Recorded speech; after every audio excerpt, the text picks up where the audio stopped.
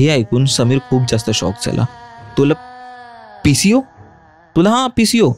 अरे तू वेडा आहेस का? ते त्या डोंगरावर त्या टेकडीवर कोण PCO लावायला गेलंय? अरे मी त्या फोन बूथ मरूनच तुला कॉल लावलाय, ठीक आहे, आणि इथे आहे, वरती आहे, तू ये, मी तुला दाखवतो. बोलते मी गेल्या आठवड्यातच तिकडे येऊन गेलोय भाई, तिथे काहीच नाहीये तसं. तू थांब, तिथेच थांब, तू हळू नको जागेवरून, अजिबात नको हळू. बोलते अरे मी बाहेर लोक वाट बघतायत, माझी 2-3 लोक आहेत, त्यांना यायचे आतमध्ये, ते वेट करतायत बाहेर. बोलते अरे तू जिथे आहेस तिथेच थांब, मी आता आलोय आणि अजिबात फोन नको ठेवू. हॅलो मंडळी, कसे आहात तुम्ही? स्वागत आहे तुमचं स्टोरीज विथ रिकीच्या या 3rd एपिसोडमध्ये, जिथे मी रिकी तुमच्या पाठवलेल्या हॉरर व क्रीपी स्टोरीज सांगतो. तर आजच्या एपिसोडची सुरुवात करण्याआधी मला एक तुम्हाला छोटीशी रिक्वेस्ट करायची आहे. जर तुम्ही या चॅनलवर नवीन असाल तर नक्की सबस्क्राईब करा आणि बेल आयकन दाबा. त्याच्याने काय होणार, जेही आपण व्हिडिओज अपलोड करू सर्वात आधी नोटिफिकेशन तुम्हाला येईल. आणि जर तुमच्याकडे अशा काही क्रीपी व हॉरर स्टोरीज असतील तर प्लीज आम्हाला मेल करा. आमचं ईमेल ID आहे bhankaspodcast@gmail.com वर. डिस्क्रिप्शनमध्येही तुम्हाला मेल ID मिळेल.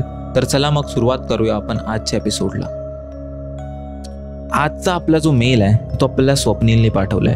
स्वप्नील पुण्याला राहतो आणि त्याची गोष्ट काही अशी आहे. तर माझं नाव स्वप्नील आहे, मी 19 वर्षाचा आहे आणि मी पुण्यात राहतो. सध्या इंजिनिअरिंगच्या 1st इयरला आहे. ही जी घटना आहे ही माझ्या काकांबरोबर 2003-04च्या दरम्यान घडली होती. माझ्या काकांचं नाव मनोहर आहे आणि त्यावेळी त्यांचं नुकतंच ग्रॅज्युएशन झालं होतं आणि ते एकदम निडर आणि बिंदास्त होते. नवीन ॲडव्हेंचरसाठी कायम रेडी असायचे. माझ्या काकांचा एक खूप जिवलग मित्र होता, एकदम बेस्ट फ्रेंड, ते बोलतात ना चड्डी बडी, तशा टाईपमध्ये. त्याचं नाव समीर होतं. समीर हा IT कंपनीमध्ये जॉब करत होता आणि त्याला ट्रेकिंगची खूप जास्त आवड होती. शनिवार रविवार आला नाही की हा ट्रेकिंगला चालला, कधी ह्या किल्ल्यावर तर कधी त्या डोंगरावर. नुसता भटकंती करत असायचा. त्याचे काही ग्रुपही होता, त्यांच्याबरोबर दरवेळी ट्रेकिंगला जायचा. एकदा असंच झालं, एके शनिवारी तो त्याच्या काही मित्रांबरोबर जवळच्या एका टेकडीवर छोटीशी ट्रॅक किंवा एक ट्रेलला गेला. त्या दिवशी सकाळी त्यांनी 8 वाजता तो ट्रेक सुरू केला आणि त्या दिवशी माहिती नाही का पण खूप विचित्र आणि नेगेटिव्ह वाईब्स येत होते. समीरला असं वाटत होतं की तिकडे जाऊ नये, पण आता ऑफिसच्या मित्रांना कमिट केलं होतं तर जावं लागणारच. त्या लोकांनी कशीबशी त्याला सुरुवात तर केली आणि ते चढत राहिले आणि थोड्याच वेळात ते लोक त्या टेकडीवर पोचले. आणि जसेच ते लोक त्या टेकडीवर पोचले तेव्हा खूप जोरात पाऊस पडू लागला. त्यांनी त्यांचे रेनकोट वगैरे घातले आणि एका झाडाखाली पाऊस जाण्याची वाट बघू लागले. जसे ते लोक त्या झाडाखाली थांबले होते त्यांना दिसलं की कसं काहीतरी वेगळंच आवाज येते, की कोण भांडतंय, कोण रडतंय, कोण ओरडतंय, कोण किंचाळतंय.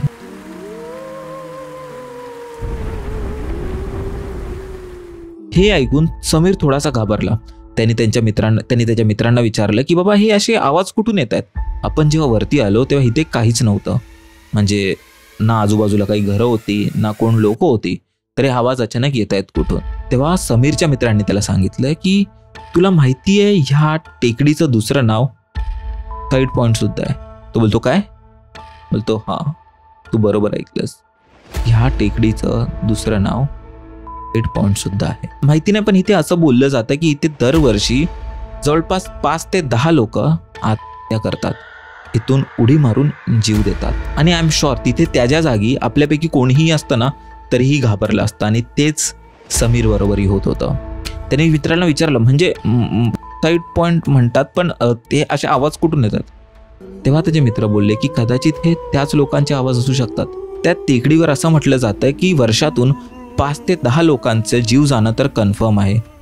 आणि ज्याही लोकांना तिथे जाऊन हे विचित्र अनुभव आले आहेत ते ही गोष्ट तर नेहमीच म्हणतात की त्यांना तिथे जाऊन असं वाटतं की कोणतरी त्यांना बोलवतोय, कोणतरी त्यांना आवाज देतोय, कोणतरी त्यांना खेचतोय आणि असं खाली ढकलण्याचा प्रयत्न करतोय.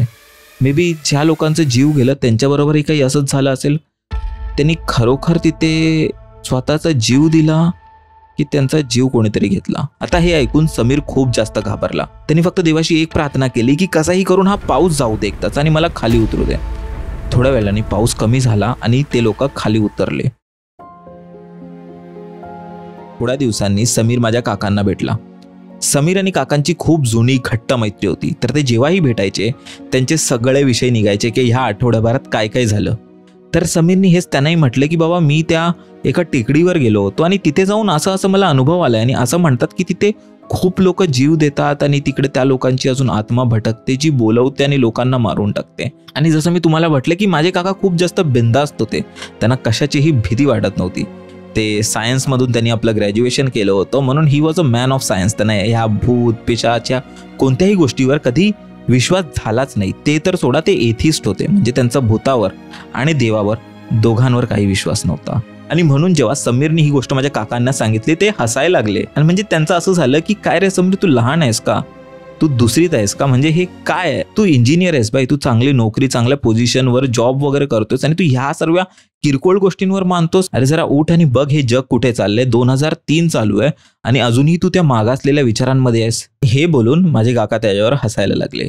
तेवढ्यात समीर बोलला, अरे मनोहर ऐक, मी आतापर्यंत तुझ्या सगळ्या गोष्टी मानत आलोय आणि तू जे बोलतोयस ते एकदम बरोबर आहे. माणसाने ह्या सर्व गोष्टींवर नाही मानावं, पण जे माझ्या बरोबर घडलं भाई ते मी तुला कसं प्रूफ करू, की ते मी कसं तुला सांगू की ते असं घडलं, त्याला मी कसं एक्सप्लेन करू. तेवढ्यात माझे काका त्याला बोलले की तुला जर एवढीच भीती वाटते ना तर चल ना, तुझी भीती आपण दूर करू, मी येतो तुझ्याबरोबर, आपण जाऊ त्या टेकडीवर आणि रात्रीच्या वेळी जाऊ, मी पण बघतो कोण आहे तो भूत आणि कोण येतोय तुला घाबरवायला. चल आहे हिम्मत तर बोल, आता खऱ्याचं खरं आणि खोट्याचं खोटं होईल. आणि हे ऐकून समीर बोलला, नाही रे बाबा, मला काही जायची तिथे हिम्मत नाही आहे, तुला जायचं आहे तर जा आणि काय तुला खरं खोटं काय साध्य करायचंय तर तू कर, पण मला ह्याच्यात नको गुंतवू. आणि जर माझा ऐकशील मनोहर तर तूही तिथे नको जाऊ, मी हात जोडतो तुझ्या पुढे, तिथे नको जाऊ तू. पण रिकी दादा, जसं मी तुला म्हटलं की माझे काका खूप जास्त धाडसी होते, त्यांना तिथे गेल्याशिवाय काय राहावलं नाही. आणि काही आठवड्यांनी तसंच झालं. काकांनी जेवण वगैरे उरकून तिकडे जाण्याचं ठरवलं.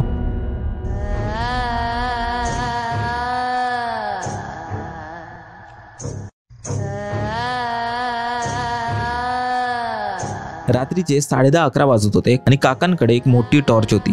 ती आधी यायची ना बॅटरी, त्यात ड्युरासेलवाले सेल लागायचे, तीच वाली टॉर्च होती. आणि ते त्याच्या मदतीने वर चढू लागले.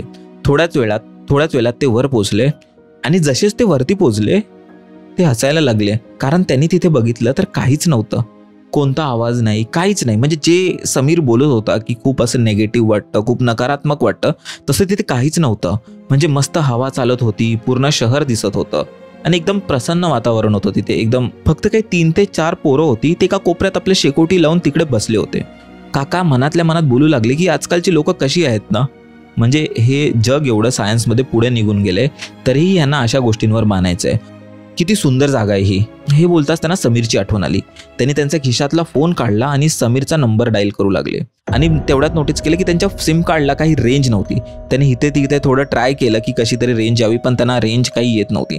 त्यांनी कोपऱ्यात बघितलं तर एक जुना PCO बूथ, तुम्हाला लक्षात आहे का? आणि जसंच त्यांनी तो फोन बूथ बघितला ते बोलले, आता ह्या सम्याला फोन करतो आणि त्याला इथे बोलवतो आणि त्याला खोटं सिद्ध करतो. काय हे जे आज चालवलंय ना, हे सर्व नाटकं, हे जी भीती त्याच्या मनात भरली गेली आहे ना, आता दूर करतो.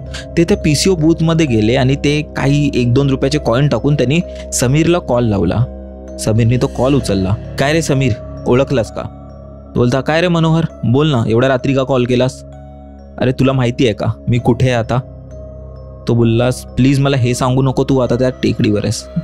बरोबर ओळखलास, मी त्या टेकडीवर आहे आणि तुला खरं सांगू तर इथे काहीच तसं नाही आहे. इथे तू जे बोलत होतास ना, मला कोणाचाही अजून आवाज आलेला नाही आहे. हे जे लोक तुला बोललेत ना त्यांनाही तू घेऊन ये, मी त्यांनाही दाखवतो, इथे काहीच नाहीये, तू आताच्या आता ये. ते बोलले, अरे तू वेडाबिडा आहेस का? तुला मी कितींदा तिकडे जायला नाही बोललो आणि तरीही तू गेलास. तू तू तू आताच्या आता घरी ये, नाहीतर बघा मी तुझ्या घरच्यांना सांगेन तू असं करतोय. तू आताच्या आता घरी ये. आणि हा कोणाच्या नंबरवरून तू मला कॉल केलेस? अरे कोणाचा नंबर नाही रे, इथे PCO होता त्यावरून मी तुला कॉल केला. हे ऐकून समीर खूप जास्त शॉक झाला. तुला PCO? तुला हा PCO? अरे तू वेडाबिडा आहेस का? ते त्या डोंगरावर, त्या टेकडीवर कोण PCO लावायला गेलंय? अरे मी त्या फोन बूथ मरूनच तुला कॉल लावलाय, ठीक आहे, आणि इथे आहे, वरती आहे, तू ये, मी तुला दाखवतो. बोलतो, मी गेल्या आठवड्यातच तिकडे येऊन गेलोय भाई, तिथे काहीच नाहीये तसं. तू थांब, तिथेच थांब, तू हळू नको जागेवरून, अजिबात नको हळू.